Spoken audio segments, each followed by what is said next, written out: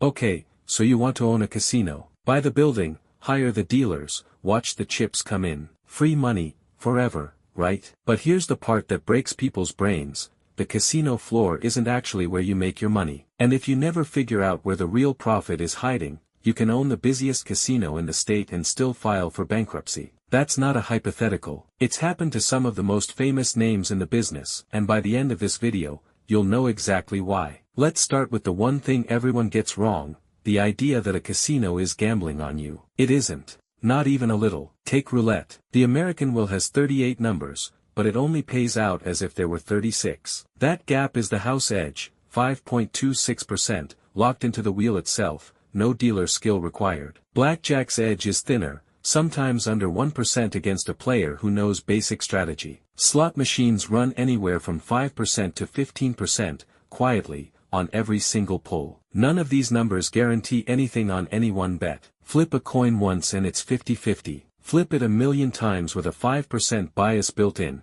and the 50-50 disappears. What's left is a spreadsheet. Boring on one bet. Inevitable over a million of them. That's the entire trick. A casino doesn't need luck. It needs volume. Every slot machine, every roulette wheel, every blackjack table is a tiny, rigged coin flip running thousands of times a day, and the house doesn't need to win the flip. It just needs enough flips. The math always wins eventually. That's not a metaphor. That's the business model. Here's what's coming next, and it matters more than the house edge does. On the modern Las Vegas Strip, gaming isn't even the main event anymore. And if you built your casino thinking the tables were the product, you built the wrong casino. Walk into a major resort today and less than half of what it earns comes from the felt and the slots. The rest comes from rooms, restaurants, nightclubs, retail, and shows. And at some of the biggest properties on the Strip, that non-gaming revenue has crossed 60% of total income. The casino floor still exists, but its real job has changed. It's not there to be the profit center anymore. It's there to be the reason you booked the hotel room in the first place. Think about what that means for the layout. No windows, no clocks, a maze of machines between you and every exit. None of that is an accident, and none of it is really about keeping you gambling longer. It's about keeping you inside the building longer, near the restaurants, near the shops, near the show you'll buy tickets for on your way past the box office. The chips are the bait. The hotel folio is the catch. The building isn't really a casino anymore. It's a small city with a casino-shaped entrance. So, here's what nobody tells you about the free drink they hand you at the blackjack table. It isn't free. It's tracked. The moment you insert your player's card into a slot machine, or hand it to a pit boss at a table, the casino starts building a file on you.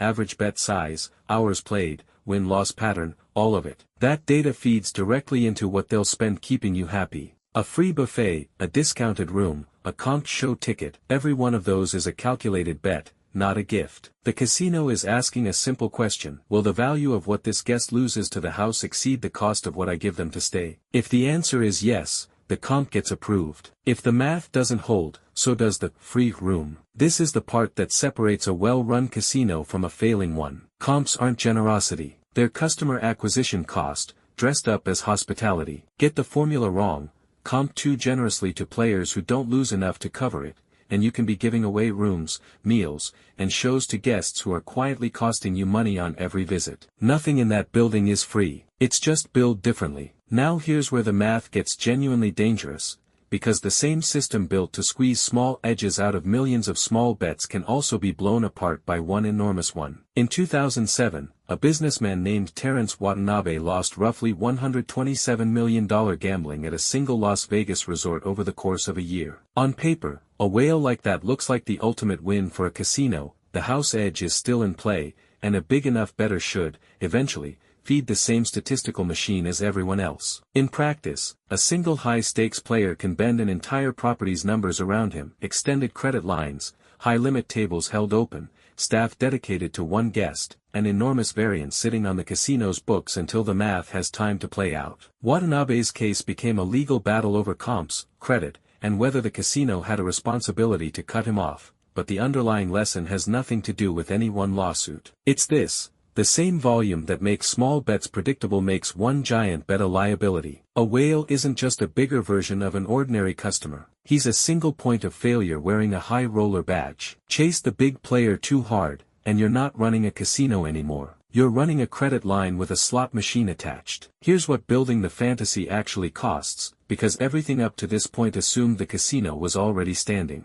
It isn't, not without a number that would make most business owners walk away. A modern casino resort isn't a building, it's closer to a small industrial project. Hundreds of millions to billions of dollars in construction, a gaming license that can take years and tens of millions of dollars to secure, security and surveillance systems running around the clock, and a tax bill that varies wildly depending on where you build. Nevada keeps its gaming tax famously low, around 6.75%. Specifically to attract operators. Other jurisdictions tax gaming revenue at 2 or 3 times that rate. Build in the wrong state, and the same casino floor that would be profitable in Las Vegas can lose money in a market that taxes it into the ground. None of this shows up in the fantasy version of owning a casino. The fantasy is chips and neon. The reality is a 9-figure construction loan, a licensing board that can say no, and a tax rate that was decided before you laid a single foundation. And when any one of those pieces goes wrong, the collapse isn't slow. In 1990,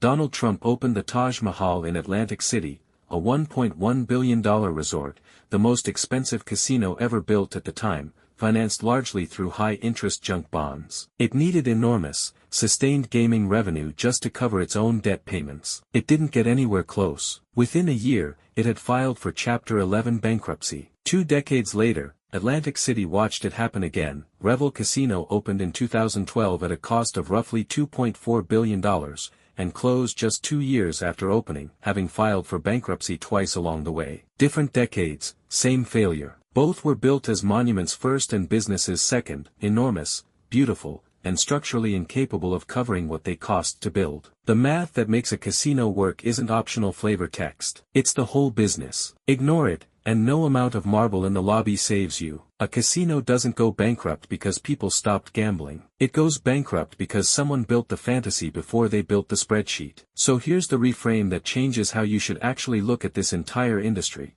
because increasingly, the biggest casino companies in the world don't want to own their casinos at all. Over the last decade, most of the major strip operators have spun their real estate off into separate companies, real estate investment trusts like Vici Properties and Gaming and Leisure Properties, which now own the physical buildings and land, while the operating companies simply lease them back and run the gaming, hotel, and entertainment operations on top. The company with the name on the marquee often isn't the company that owns the walls anymore. It's a tenant. Why would anyone give up owning the building? Because the building was never the profitable part. Real estate is a low-margin, capital-heavy asset with a slow, steady return, the kind of thing better suited to a REIT collecting rent than an operator chasing quarterly gaming revenue. By separating the two, the operator keeps the part of the business with the real upside, the guest, the loyalty program, the brand, the experience, and hands the slow, heavy asset to someone built specifically to hold slow, heavy assets. That's the final trapdoor under the floor. The casino was never really the business. The business was always the guest walking through it, and increasingly, even the building they walk through belongs to someone else entirely. So, anyway, that's what actually sits underneath the neon. There's another industry running the exact same trick, just with forklifts instead of slot machines. Amazon doesn't really make its money the way you'd assume from watching a package show up on your doorstep, and once you see how those warehouses actually turn a profit, you'll never look at a delivery van the same way again. That's exactly what we're breaking down next.